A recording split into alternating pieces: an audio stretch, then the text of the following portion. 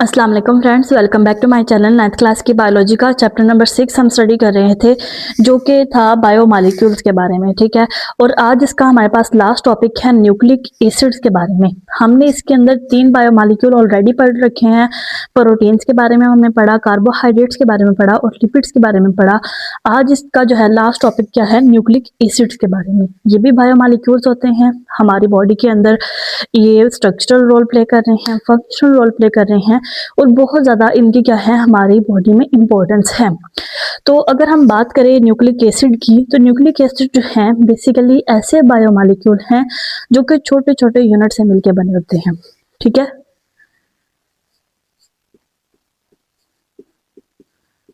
इन units को क्या कहा जाता है, न्यूक्लियोटाइड्स। बेसिकली ये न्यूक्लियोटाइड से मिलकर बने हुए होते हैं। काफ़ी सारे न्यूक्लियोटाइड अरेंज होके क्या बनाते हैं, न्यूक्लिक एसिड बनाते हैं। ठीक है, अब ये जो न्यूक्लियोटाइड है इसको अगर हम समझे, यानी सबसे बेसिक चीज़ जो है उसको हम समझें, तो ये बना हुआ होता है 3 कंपोनेंट से मिलके। कौन कौन से कंपोनेंट? एक होती है इनके अंदर 5 कार्बन पेंटोज शुगर। ठीक है, पेंटोज का मतलब होता है 5। उसके अलावा इनके अंदर होती है एक नाइट्रोजन कंटेनिंग बेस और इसके अलावा इसके अंदर होती है फॉस्फेट ग्रुप। ठीक है, ये 3 चीजें मिलकर क्या करती हैं, एक न्यूक्लियोटाइड बनाती हैं। अगर हम इन न्यूक्लियोटाइड के जो है स्ट्रक्चर के बारे में बात करें, तो एक इनके अंदर होती है पेंटोज शुगर। पेंटोज का मतलब होता है 5, यानी कि इसके अंदर 5 कार्बन होते हैं। ठीक है, कार्बन नंबर 1, 2, 3, 4 और यहाँ पे लगी हुई होती है इसके अंदर ऑक्सीजन। तो 5वीं कार्बन जो है इस 4th कार्बन के साथ होती है, 5 कार्बन। ठीक हो गया। इसके ऊपर जो फर्स्ट कार्बन है इसके ऊपर एक बेस होती है जिसके ऊपर क्या लगा होता है, नाइट्रोजन, यानी कि ये नाइट्रोजन कंटेनिंग बेस है। और 5 कार्बन के साथ जुड़ा होता है एक फॉस्फेट ग्रुप। तो ये जो 3 चीजें हैं, यानी कि ये बेस, पेंटोज शुगर और फॉस्फेट ग्रुप, ये 3 चीजें मिलके क्या बना रही हैं, एक न्यूक्लियोटाइड बना रही हैं। ठीक है, अब इस तरह के काफी सारे न्यूक्लियोटाइड्स मिलेंगे और हमारे पास क्या बन जाएगा, एक पूरा न्यूक्लिक एसिड बन जाएगा। अब ये जो है, जो न्यूक्लिक एसिड्स हैं इसकी होती हैं आगे फर्दर 2 टाइप्स। एक होते हैं डीएनए। ठीक है, टाइप्स की अगर हम बात करें तो कितनी टाइप्स हैं, 2 टाइप्स हैं। एक क्या है, डीएनए और दूसरी क्या है, आरएनए। डीएनए कहते हैं डीऑक्सीराइबोन्यूक्लिक एसिड और आरएनए कहते हैं राइबोन्यूक्लिक एसिड। अब डीऑक्सी का मतलब क्या है, ठीक है, डीऑक्सी, डी का मतलब होता है रिमूवल और ऑक्सी का मतलब होता है ऑक्सीजन। और ये क्या है, ये राइबोज शुगर है, ये डीऑक्सीराइबोज है और ये राइबोज, यानी कि ये ऐसी राइबोज है जिसके अंदर ऑक्सीजन क्या है, कम है एज कंपेयर टू राइबोज। कहाँ पे कम है, ये जो पेंटोज शुगर है इसके 2nd कार्बन पे जो है हाइड्रोक्सल ग्रुप लगा हुआ होता है। ठीक है, हाइड्रोक्सल ग्रुप किस केस में, in the case of RNA. लेकिन अगर हम इस ऑक्सीजन को रिमूव कर दें, इस ऑक्सीजन को यहाँ से हटा के सिर्फ हाइड्रोजन लगा दें, तो वो क्या बन जाएगा, डीएनए बन जाएगा। यानी कि इस एक ऑक्सीजन के हटाने से इस न्यूक्लियोटाइड के अंदर, तो वो क्या बन जाएगा, वो डीऑक्सीराइबोज बन जाएगा। अब अगर हम इनको फर्दर डिटेल में डिस्कस करें, तो सबसे पहले हम देख लेते हैं कि डीएनए क्या होता है। डीएनए बेसिकली एब्रीवेट किया जाता है इसको डीऑक्सीराइबोन्यूक्लिक एसिड, यानी कि ये ऐसी राइबोज शुगर है, ठीक है, जिसके अंदर ऐसा न्यूक्लिक एसिड है जिसके अंदर जो राइबोज शुगर होती है इसकी वहां से ऑक्सीजन को क्या कर देता है, रिमूव किया जाता है। ठीक है, यानी कि ये जो इसके अंदर पेंटोज शुगर मौजूद है इसके 2nd कार्बन पे हाइड्रोक्सिल ग्रुप में से इस ऑक्सीजन को क्या कर देता है, रिमूव कर दिया जाता है और पीछे बच जाता है सिर्फ हाइड्रोजन। ठीक है, यानी कि इस ऑक्सीजन के रिमूव होने की वजह से इसको क्या कहा जाता है, डीऑक्सीराइबो, डीएनए बोला जाता है। ठीक है, अब जो है 1953 के अंदर 1953 में दो साइंटिस्ट थे, एक यूएस का था, एक जो है हमारे पास था ब्रिटिश बायोलॉजिस्ट था, जेम्स वाटसन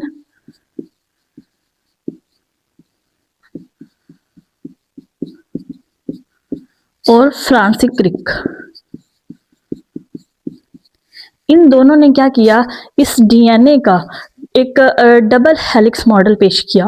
उन्होंने कहा कि ये जो डीएनए है, उन्होंने बेसिकली इसके स्ट्रक्चर को डिस्क्राइब करना था, तो उन्होंने कहा था कि जो डीएनए है ये बना हुआ होता है दो स्ट्रैंड से मिलके, ठीक है, यानी कि इस तरह की दो स्ट्रैंड्स होती हैं इनकी, जो कि आपस में क्या हुई होती हैं, ट्विस्ट हुई होती हैं, क्वाइल हुई होती हैं, ठीक है, इस शेप में ये होता है। और इसके जो बेसिस हैं बेसिकली वो अंदर की तरफ होती हैं, ठीक है, और वो एक दूसरे के साथ क्या कर रही होती हैं, पेयर बना रही होती हैं। हमने कहा था न्यूक्लियोटाइड की स्ट्रक्चर के अंदर कि एक क्या है, फॉस्फेट ग्रुप है, एक पेंटोज शुगर है, और एक नाइट्रोजन कंटेनिंग क्या लगी होती है, बेस लगी होती है। अब ये जो डीएनए है इसके अंदर बेसिस क्या होती हैं, चार तरह की होती हैं, ठीक है। लेट्स सपोज अगर हम इसको कलरफुल व्यू से देखें तो इसको हम क्या देते हैं कि ये क्या है, थायमीन है, एडेनिन है, एडेनिन थायमीन, ये साइटोसिन है, और ये क्या है, गुवानिन है, ठीक हो गया। तो ये जो नाइट्रोजन कंटेनिंग बेसिस हैं ये क्या होती हैं, चार तरह की होती हैं, और ये आपस में क्या कर रही होती हैं, ये बॉन्ड बना रही होती हैं। अब एक स्ट्रैंड जो है, ये एक स्ट्रैंड है, ठीक है, ये ऊपर से नीचे की तरफ आ रही है इस फॉर्म में, और दूसरी जो है वो उल्टी, यानी कि अगर इसको हम बोल दें कि ये 3 प्राइम एंड है और ये इसी का 5 प्राइम एंड है, तो जो दूसरी इसके साथ स्ट्रैंड होगी उसका ऊपर वाली साइड पे 5 प्राइम एंड होगा और नीचे वाली साइड पे क्या होगा, 3 प्राइम एंड होगा, ठीक है, जिस तरह आप इसके अंदर देख सकते हैं 5 प्राइम और 3 प्राइम, ठीक हो गया। अभी जो इसके अंदर लगी होती हैं बेसिस लगी हुई हैं नाइट्रोजन कंटेनिंग, इनकी पेयरिंग बहुत स्पेसिफिक है। एडेनिन हमेशा बॉन्ड बनाएगा थाइमिन के साथ और साइटोसिन बॉन्ड बनाएगा विद गुवानिन। अब ये बॉन्ड किस तरह का होता है, हाइड्रोजन बॉन्ड होता है, ठीक है, हाइड्रोजन बॉन्ड होता है। एडेनिन डबल बॉन्ड बनाता है विद थायमीन और साइटोसिन जो है वो ट्रिपल बॉन्ड बनाता है विद गुवानिन, यानी एडेनिन और थायमीन के दरमियान 2 बॉन्ड मौजूद होते हैं और साइटोसिन और गुवानिन के दरमियान 3 हाइड्रोजन बॉन्ड मौजूद होते हैं, और ये क्या होती हैं, एक दूसरे के अराउंड ट्विस्ट हुई होती हैं, और इस तरह इनकी जो है हमें शेप नजर आती है, adenine thymine, thymine adenine, cytosine guanine, ये जो है इस तरह जुड़े हुए होते हैं।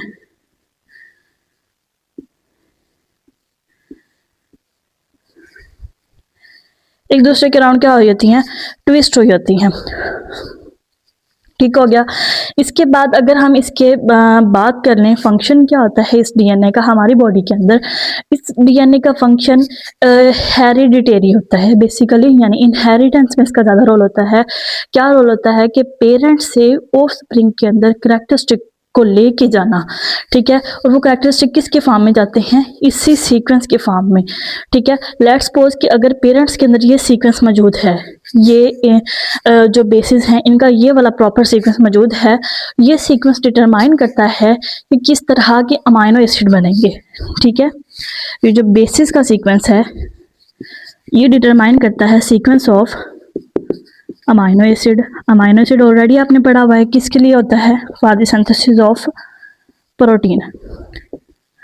अब एक पेरेंट के अंदर अगर ये सीक्वेंस मौजूद है, ठीक है, और यही सीक्वेंस जो है वो नेक्स्ट ट्रांसमिट हो रहा है टू द डॉटर या टू द सन, यानी कि उनकी नेक्स्ट जनरेशन में ये जा रहा है अगर, तो क्या होगा, स्पेसिफिक अमाइनो एसिड बनेंगे, उस स्पेसिफिक अमाइनो एसिड से क्या होंगे, स्पेसिफिक प्रोटीन बनेंगे, और जो भी उनका स्किन कलर है, हेयर कलर है, आई कलर है, वो क्या होगा, रिजेंबल करेगा with the parents due to the same sequence, ठीक हो गया। अब हम कहते हैं डीएनए का वो स्पेसिफिक पार्ट जिसके अंदर किसी भी करेक्टर की जो है सीक्वेंस मौजूद होता है, फॉर एग्जांपल आई कलर का जो है मौजूद है सीक्वेंस, या फिर हेयर कलर का, स्किन कलर का, ठीक है, तो उसे हम क्या कहते हैं, जीन बोलते हैं। ऐसा एरिया डीएनए का जिसके ऊपर ये सीक्वेंस मौजूद होगा उसे हम क्या कहेंगे, जीन बोलेंगे। तो ये इसका रोल होता है हमारी बॉडी के अंदर कि पेरेंट से ऑफस्प्रिंग की तरफ इसने क्या करना होता है, कैरेक्टरिस्टिक्स लेके जाने होते हैं इस सीक्वेंस की फॉर्म में। इस सीक्वेंस से फिर आगे स्पेसिफिक अमाइनो एसिड बनेंगे, उनसे स्पेसिफिक प्रोटीन बनेंगी और जो स्पेसिफिक कैरेक्टर्स हैं वो ट्रांसमिट हो जाएंगे। इसके बाद हम देख लेते हैं कि जो राइबोन्यूक्लिक एसिड है यानी कि आरएनए क्या होता है।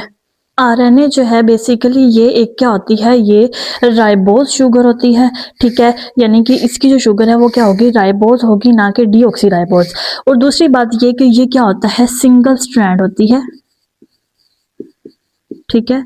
हमने डीएनए के स्ट्रक्चर के अंदर पढ़ा कि उसके अंदर दो स्ट्रैंड होते हैं जो कि एक दूसरे के राउंड क्या हुई होती हैं, ट्विस्ट हुई होती है, कॉइल हुई होती हैं।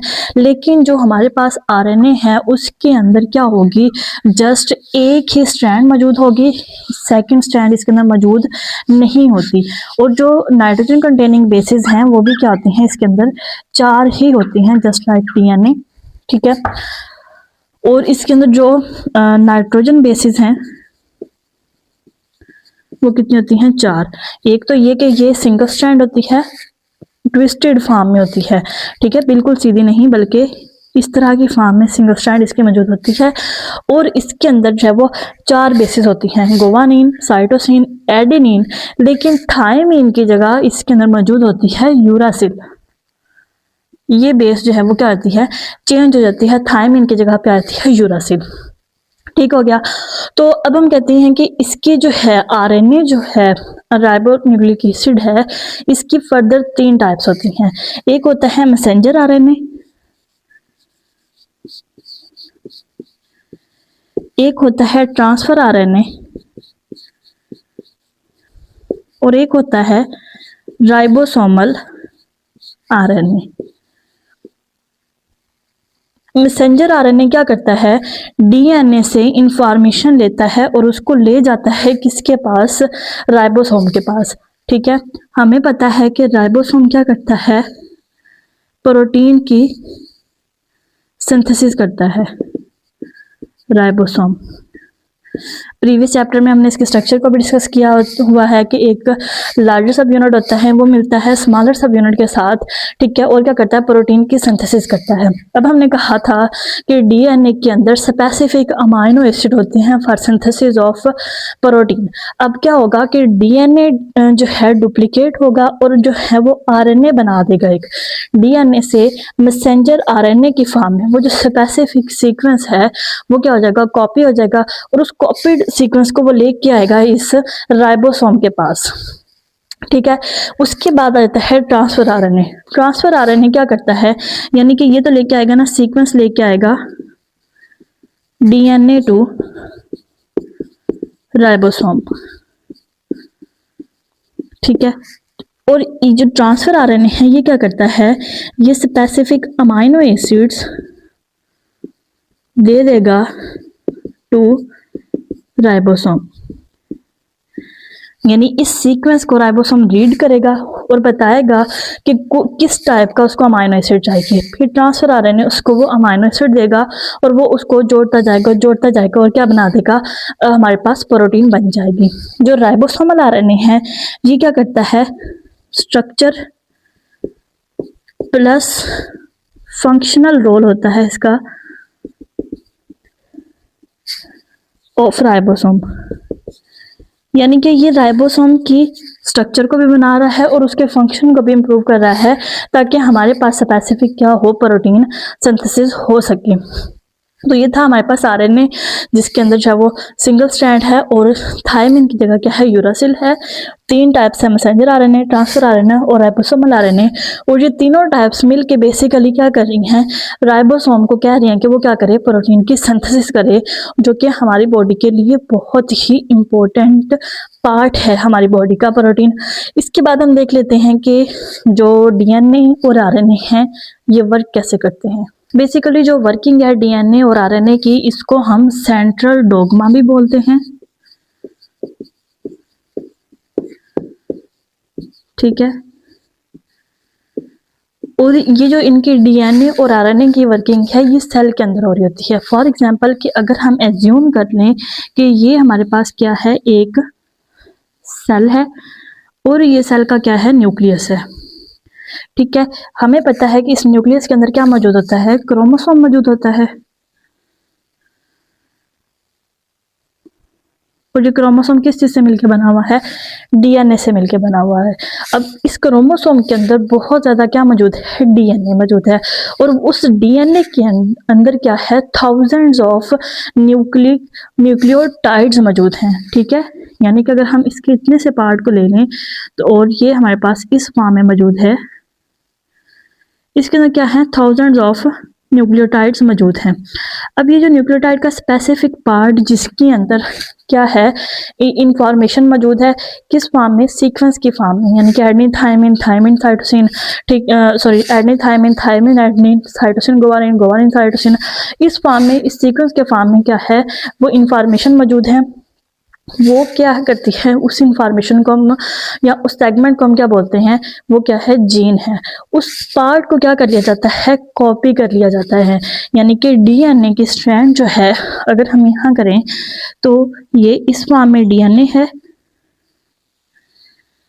ये क्या होगा, ओपन हो जाएगा यहाँ से, और यहाँ पे इस साइड पे जो इसका सीक्वेंस मौजूद है, वो यहाँ पे क्या होना शुरू होता है, कॉपी आना शुरू हो जाता है। ठीक है, और आहिस्ता आहिस्ता ये क्या करता है, ऊपर की तरफ जाता रहता है, और पीछे से डीएनए वापस क्या होता रहता है, कॉइल होता रहता है। यानी ऐसा नहीं होता कि ये दोनों स्ट्रैंड्स जो है खुल के अलहदा हो जाएं और इस तरह फिर जो है उसको कॉपी कर लिया जाए, बल्कि थोड़ी थोड़ी सी जो है वो उसकी ओपनिंग होती रहती है और उसको जो है वो कॉपी कर लिया जाता है। और एट द एंड इसी न्यूक्लियस के अंदर ही, ठीक है, ये सारा प्रोसेस जो है वो डीएनए के खुलने का और उसके कॉपी बनने का, ये सारा प्रोसेस जो है उसके न्यूक्लियस के अंदर हो रहा होता है। और हमारे पास इस डबल स्ट्रैंड से एक इसकी सिंगल स्ट्रैंड आ जाती है, जिसको हम क्या बोलते हैं, मैसेंजर आरएनए। ठीक है, यानी कि डीएनए से बन रहा है मैसेंजर आरएनए, वो स्पेसिफिक सीक्वेंस का, जिसको हमने इस्तेमाल करना है as a source of amino acid को रीड करने के लिए कि कौन सा हमें अमाइनो एसिड चाहिए। ठीक है, तो इस प्रोसेस को कहा जाता है, ये क्या हो रही है, ट्रांसक्रिप्शन हो रही है। यानी कि जो डीएनए का सीक्वेंस है उसको ट्रांसक्राइब किया जा रहा है, उसका क्लोन बनाया जा रहा है in the form of messenger RNA. ठीक हो गया। फिर उसके बाद ये जो मैसेंजर आरएनए है, ये क्या करता है, ये आ जाता है इन द साइटोप्लाज्म।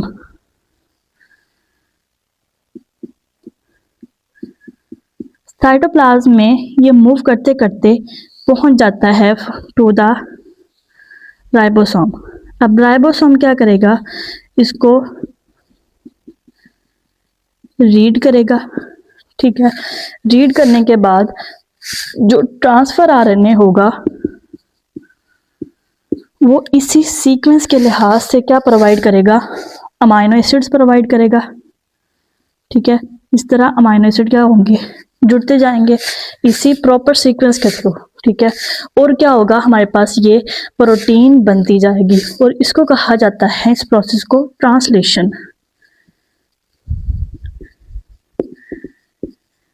यानी कि डीएनए से मैसेंजर आरएनए का बनना, ट्रांसक्रिप्शन, और फिर मैसेंजर आरएनए से प्रोटीन का बनना, ट्रांसलेशन। और ये सारा प्रोसेस क्या है, कहलाता है सेंट्रल डोग्मा। और ट्रांसक्रिप्शन का जो प्रोसेस है ये होता है न्यूक्लियस के अंदर, ट्रांसलेशन का जो प्रोसेस है ये होता है इन द साइटोप्लाज्म राइबोसोम के पास जाके। अब ये हमारे पास, अगर हम थोड़ा सा बैक पे जाएं तो ये जो डीएनए है हमारा, ये किसका हिस्सा है, क्रोमोसोम का। क्रोमोसोम कहाँ से आ रहे हैं, फ्रॉम द पेरेंट्स। पेरेंट्स से जो है वो डॉटर के पास क्या आ रहे हैं, ये क्रोमोसोम आ रहे हैं। यानी कि वही इंफॉर्मेशन, वही आई कलर की इंफॉर्मेशन, हेयर कलर की इंफॉर्मेशन, ठीक है, स्किन टेक्सचर की इंफॉर्मेशन, या कोई भी जो स्पेसिफिक उनकी करैक्टर है, हेरिडिटरी करैक्टर है, उसकी इंफॉर्मेशन वो आ रही है पेरेंट टू ऑफस्प्रिंग। ठीक है, और फिर उसी को कॉपी करके जो है वो प्रोटीन बनाई जा रही है, और उसी तरह की ट्रेड्स क्या हो रही हैं, आ रही है नेक्स्ट जनरेशन के पास। इसको कहा जाता है वर्किंग ऑफ डीएनए आरएनए, या फिर इसको हम सेंट्रल डोग्मा भी बोलते हैं।